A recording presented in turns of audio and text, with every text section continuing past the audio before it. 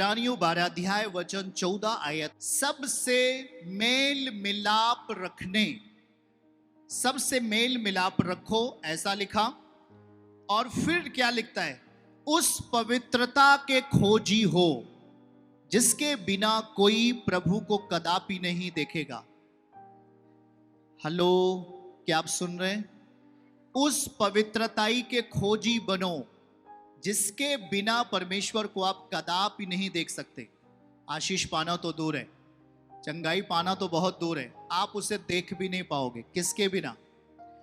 आज यहां बाइबल आपको सिखा रहा है कि यदि परमेश्वर के करीब होना है, उसके करीब जाना है, तो हमें एक चीज को ख्याल करना पड़ेगा अपनी जिंदगी में, और वो है पवित्रताई।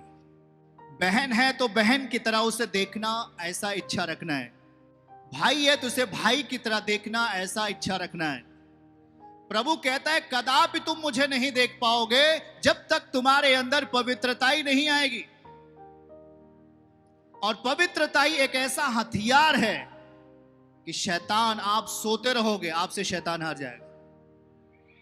कान खोल के सुनो, आप सोते रहोगे, शैतान आपसे हार जाएगा। आप पवित्रताई में जब जीना शुरू करो, परमेश्वर क्या है? पवित्र है। और कहता है कि जैसे मैं पवित्र हूं वैसे मेरी प्रजा पवित्र हो जाए। एक पवित्र व्यक्ति को, एक पवित्र बेटा और बेटी को छू पाना बहुत मुश्किल बात है। शैतान के लिए आफत है, आफत। अगर एक पवित्र व्यक्ति एक घर में है, शैतान के लिए वो आफत है। क्योंकि शैतान क्या करता है? मनुष्य को अशुद्ध, वो आपकी देह को अशुद्ध, आपके मन को अशुद्ध, आपके विचारों को अशुद्ध करके आपके अंदर चला जाता है। जरा ध्यान से सुनिएगा, आपके अंदर चला जाता है, याद रखिएगा। लेकिन जिस टाइम से आप ये प्रण करते, जिस टाइम से आप ये निश्चय करते हो, परमेश्वर तू कैसा है? पवित्र है, तू पवित्रताई में रहने वाला प्रभु है। कदापि पाप का व्यक्ति उसे कदापि देख नहीं सकता। यह तो उसका अनुग्रह है कि उसने हमें गले लगा लिया। भाई, केवल गले लगाने से काम नहीं होगा। यीशु मसीह ने आपको गले लगा लिया, आप उद्धार के मार्ग पर आ गए। लेकिन मैं एक एक से पूछता हूं, आप में पवित्र जीवन है क्या? आप जब किसी लड़की को देखते हो, आप जब किसी लड़के को देखते हो, आपकी आंखें लस्ट से भर जाने वाली है क्या? गौब, गुनाह और पाप से भर जाने वाली आंखों को जल्द ही हमें उसे साफ करने की जरूरत है। जल्द ही हमें अपने मानसिकताओं को शुद्ध करने की जरूरत है। यदि नहीं तो परमेश्वर को बहुत दूर, वो आपको दिखने वाला नहीं है। यह है कि आपका प्रयास नहीं होगा। आप इस बात को ध्यान रखो, आपको केवल प्रभु के सामने आना है, बाकी चीजें प्रभु आपके लिए पूरा करेंगे। आमीन बोले आप। उसका तेजस्वी लहू आपको धोकर शुद्ध कर सकता है। आमीन बोलिए। उसका अनुग्रह भरा हाथ आपको पवित्र जीवन जीने के लिए तैयार करेगा। यदि फिर भी आपने अपने शरीर को आगे किया, वो आपके पीछे है, कदापि आप उसे देख नहीं पाएंगे।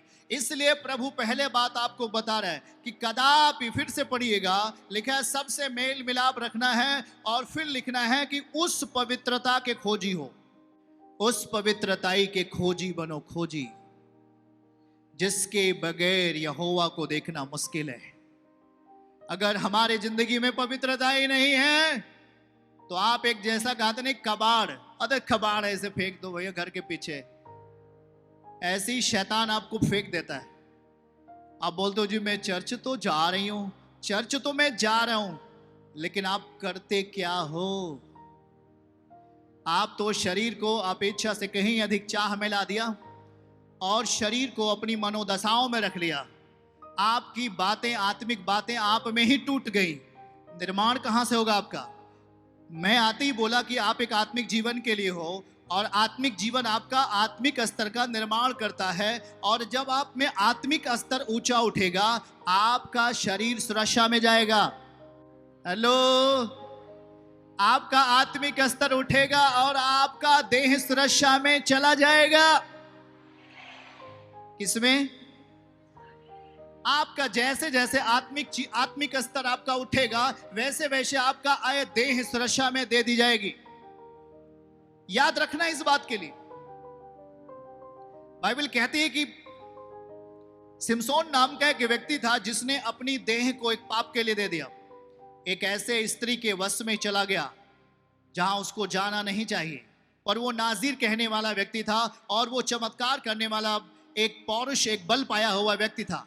स्वर्गीय दान था उसके ऊपर, वरदान थे। लेकिन वो जानते हैं आप, शेर को बकरी की तरह फाड़ देने वाला सिमसोन, आज की जब आगे हम उसकी बातों को देखते हैं तो क्या हुआ, वो एक स्त्री के वश में चला गया। बाइबल कहता है स्त्रियों को अपना बल नहीं देना, वरना भिखारी बनने में आपको देर नहीं। मतलब ये आत्मिक है, मतलब ये आत्मिक है।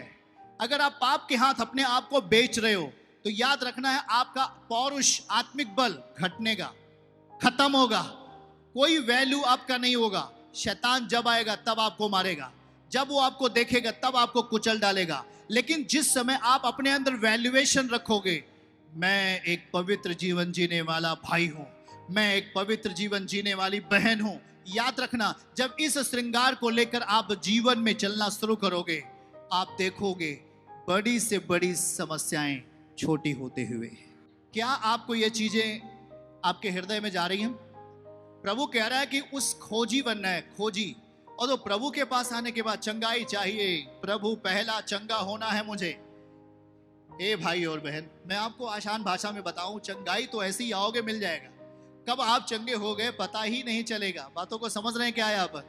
लेकिन चंगाई रहे, आशीषें रहें, ये वर्तमान परिस्थितियां आप में कैसे बनेंगे? पता लगा आप 4 दिन तो चंगे हो गए, हाँ, उसके बाद आपने कुछ भी वचन से ग्रहण नहीं किया जो आपको सुरक्षित कर सके। आपने उसका वैल्यू नहीं समझा, आपने उसका कीमत नहीं समझा। चंगा होना है करके आप माथा पीटते हो। लेकिन आपको अगर मैं एक बात बताऊं, अगर आप चुपके से आकर बैठ जाओ और ध्यान से परमेश्वर के उस बात को सीखना शुरू करो जो प्रभु कह रहा है। आमीन। चलो मैं आपको एक बात पढ़ाता हूं। भजन 29 में जाइए और वहां एक आयत से मैं आपके लिए पढ़ूंगा। भजन 29 और वचन 1 से मैं आपके लिए कुछ पढ़ूंगा, आप उसे ध्यान पूर्वक सुनिए। और वहां क्या लिखा हुआ है?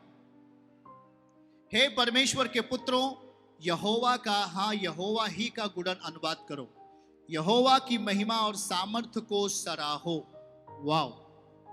वचन 2 में आइए, यहोवा के नाम की महिमा करो, पवित्रता से शोभायमान होकर परमेश्वर को दंडवत करो। आमीन।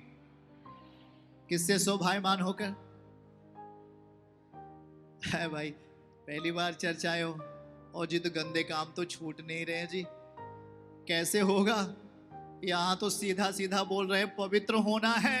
ए भागो भैया चर्चों छोड़ करके। है? अरे भागना नहीं, भागना नहीं। आज यीशु मसीह तुम्ही से बात कर रहा है। अगर तुम पवित्र जीवन जीने वाले व्यक्ति बन जाओगे, आप एक ताकती व्यक्ति बनोगे। पहली बात तो याद रखना है इस बात के लिए, बेविचार और लुच्चपन आपको भिखारी बनाएगी, ऐसा वचन में लिखा है। उसमें कोई बदलाव नहीं है। अगर आप बेविचार की लाइन में जी रहे हो, आप भीख मांगोगे और आपको दुनिया मारेगी, कन्फर्म मारेगी।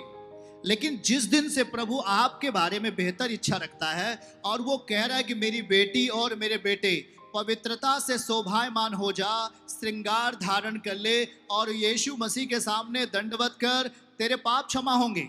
तू कितना भी बड़ा पापी क्यों ना हो, परंतु तेरे पाप क्या हो जाएंगे? भाग मत, यीशु के निकट आ जा। कितना भी बड़ा पापी क्यों ना हो, यीशु मसीह ने तेरे लिए भी खून बहाया भाई। वो चाहे बहन हो चाहे भाई हो, पापों को क्षमा करने वाला यीशु मसीह कहता है भैया मैंने सबके लिए खून बहाया है। सब मनुष्य पापी है, सब लोग मेरे पास आकर एक आत्मिक पवित्र जीवन पा सकते, लेकिन उस व्यक्ति को हाँ कहकर बोलना पड़ेगा। अगर वो व्यक्ति बोले हाँ मुझे पसंद है आत्मिक जीवन, मुझे पवित्रता का जीवन चाहिए, तो याद रखो आपको ऐसा जीवन देगा जो आप कभी स्वप्न में देखा करते थे। आपको एक बेस्ट और एक सफलता का जीवन आपके कदमों में डालेगा यीशु मसीह। हालेलुया। हार का जीवन चाहिए या जय का? हार का जीवन चाहिए या जय का? बेविचार क्या करता है? हराता है कि जिलाता है? वो आपको पाप क्या करेगा? अभी एक जवान गवाही दे रहा था, ओ वीडियो देखना बहुत अच्छा लग रहा था, मुझे बहुत अच्छा लग रहा था, और जब तक मन होता था रात रात भर मैं देखता था। ये पाप है। पाप टाइम के पहले आपको पकड़ेगा। हेलो, कान है तो सुन लो। समय के पहले आपको पाप पकड़ना चाहेगा। उसे मालूम है कि ये इंटर पास कर चुका है, उसे मालूम है कि ये कक्षा 8 पास कर चुका है, उसे मालूम है कि आप क्या करने वाले हो। बाइबल कहती है कि शैतान आपकी इच्छा को समझ सकता है, इसीलिए वो परमेश्वर जो सर्वशक्तिमान है आपको पहले से ही आगाज करता है, पहले से आपको बता के रखता है। अगर तूने मुझे अपने हृदय में जगह दिया है, मैं पाप विनाशक हूं। इतना नोट कर लेना, यीशु मसीह पाप का विनाश कर देता है, पाप को खत्म कर देता है, पाप की इच्छाएं आपके अंदर मार देगा वो। और जो बीड़ी पीने की इच्छा अब नहीं है, आप व्यभिचार करने का इच्छा नहीं है, गलत वीडियोस देखने का इच्छा अब नहीं होता। क्यों? क्योंकि अब आपकी संगति पाप के साथ नहीं, अब आपकी संगति यीशु मसीह के साथ है। इसीलिए प्रभु आज आपसे स्पष्ट कहता है, हे जवानों, अपनी जवानी को व्यर्थ मत जाने दो।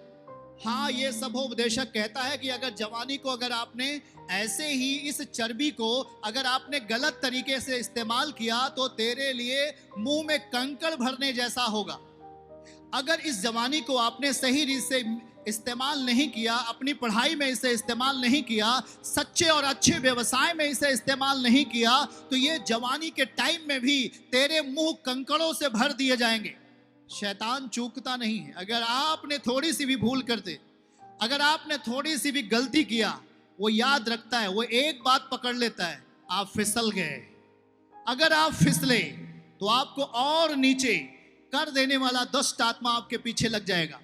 सिमसोन ने जो गलती की, याद रखना, उस गलती का अगर आपने पढ़ा है, उसकी दोनों आंखें फोड़ दी गई। किस कारण से मालूम है भाई बहन?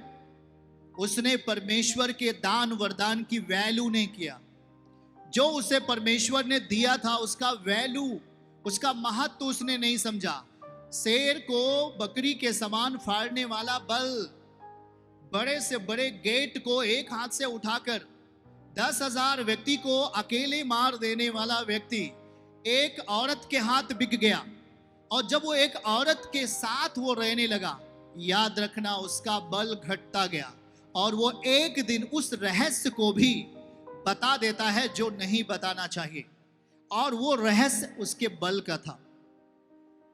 और जैसे उसने अपने बल के रहस्य को बता दिया, बाइबल स्पष्ट लिखा है, वो बांधा गया, उसके हाथ और पांव बांध दिए गए, जेल में बंद कर दिया गया, उसकी आंखें फोड़ दी गई, शैतान ने उसकी दुर्गति बना दी। आखिर में वो कम उम्र में मर गया। कारण उसके पास इतना बड़ा वरदान था, एक बड़ा सा बड़ा कुछ भी उससे कोई टिक नहीं पाता था। इतना ताकती दान वरदान स्वर्ग से उसके ऊपर आता था, पर उसने क्या किया? परमेश्वर का वचन, परमेश्वर के उस दान का वैल्यू नहीं रखा। आज अगर आपने अपने मन में निश्चय कर लिया, मुझे अब व्यभिचार नहीं करना है, मैं आपको सच कहता हूं, आज ही से आपकी कहानी यीशु मसीह लिखेगा। चर्च की सभी प्रार्थनाओं को और परमेश्वर के दास के द्वारा टीचिंग सुनने के लिए और अपडेट्स को जानने के लिए हमारे इस चैनल को सब्सक्राइब करें और साथ में बेल आइकन को जरूर दबाएं ताकि जब भी लाइव प्रार्थना हो तो सबसे पहले आप देख सकें।